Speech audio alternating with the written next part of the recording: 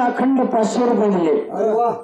सांगणारे वर्षा कापसे, हा. कविता जगताप अरे वा. आणि मनीषा वाळुंजकर. अरे बापरे. सांगणे या तिघी जणीला, हा. मनीषाताई, वर्षाताई आणि कविताताईला सांगणे 500 वरती 1000 रुपये द्यायचे. अरे बापरे. असणे पाहून असं सांगणे नाही तरी यांना कभर म्हणावणे 7-8 दिवस.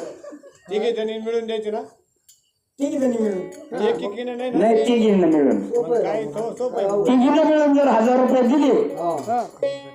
तर मग असणे पाहुण्याला मानपान, हा. हा. नाही तर मग या तिघीला कवर म्हणा. म्हणा म्हणा म्हणा. आहे का तिघी जणी तुमच्याकडे 1000 रुपये आहे का? बँकेत गेल्यात त्या. बँकेत काय आता बसले येऊन मस्त बाकी. बोला बोला बोला लवकर. ते काय म्हणते ना, मनीषा झोपली होती तिला उठून आणलंय त्यांनी. कविता ताई आहे का नाही. ती दिवे लावी, ती पुढे दिली जायची काय तुळशी नाही लावला अजून. दिवे पाचळीची.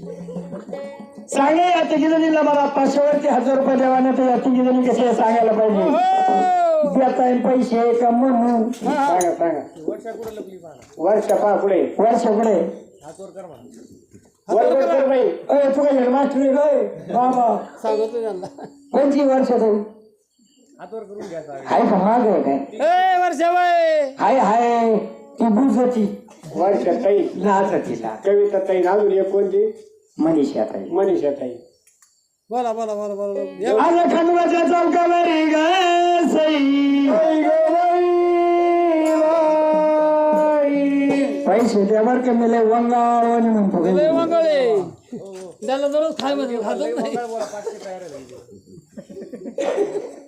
ऐका. आज खंडवाच्या चौकावरी ग सई, एक खोबऱ्याची वाटी बाई, वाटी ग वाटी बाई.